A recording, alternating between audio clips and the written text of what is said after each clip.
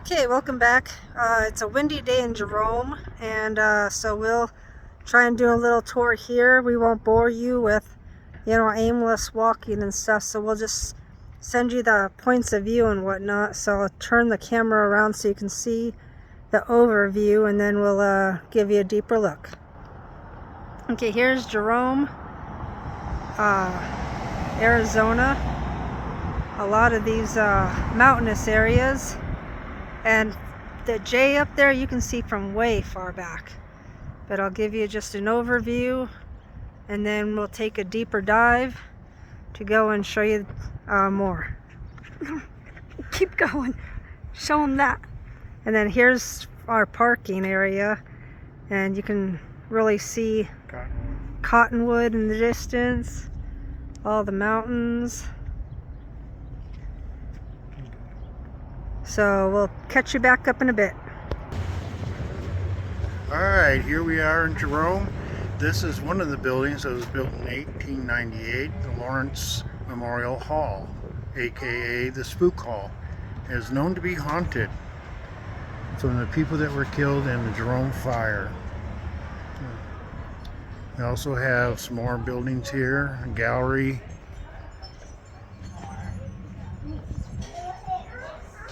And then, of course, I found a winery, and that's where we're headed next. See you later. Okay, this is the English Kitchen restaurant. It's a barbecue place now. This place is the first restaurant in northern Arizona.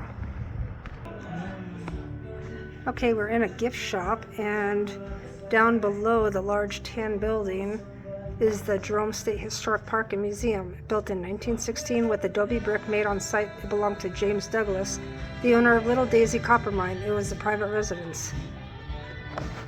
Then over there, the large building on the left with the archway and the former Little Daisy Hotel. Miners stayed here during the boom time of the copper mines. Now it is a private residence and is not open to the public.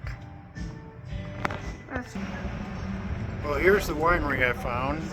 The other building was a gift store, and Deanna did a good job on narrating that.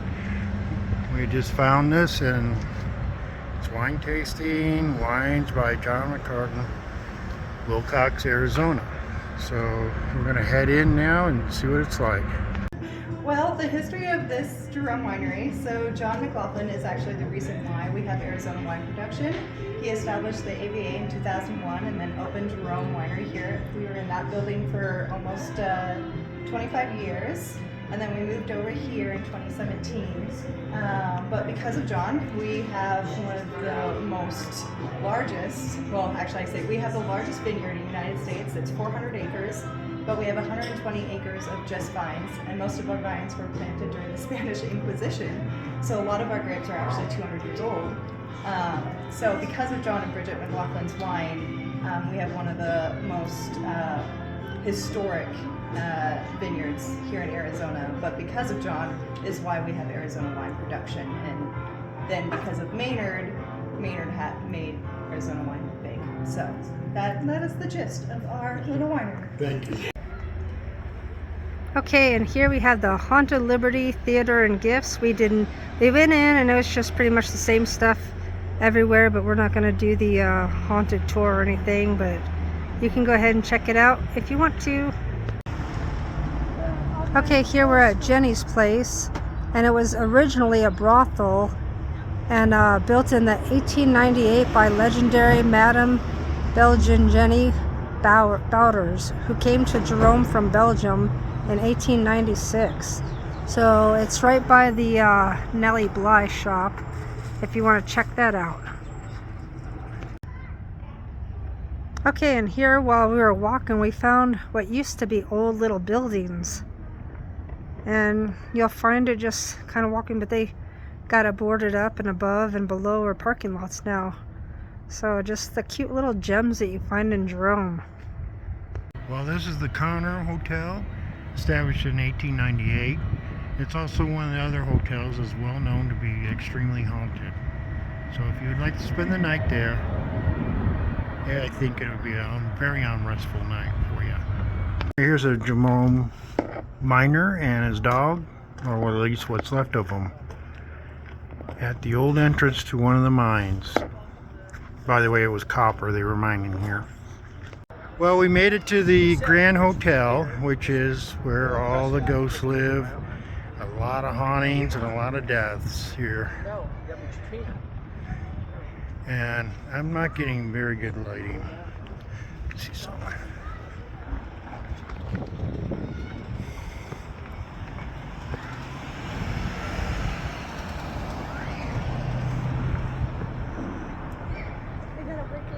We're going to have to edit some of this, but I hope this comes out, because there we go. This is better. Okay, this is the Jerome Ghost Tours. This is the Grand Hotel that was built back in the 1870s. It's very famous for its ghosts and haunted. I do believe that the ghost chasers, or whatever they're called, had stayed here and had a lot of activity. Okay, so across the way we have one of the burnt out buildings, just a shell for you to see what it looked like before they built it back up. Okay, and here is more of the burnt out hotel that I took a picture of that was across the street. You can see what it looked like. And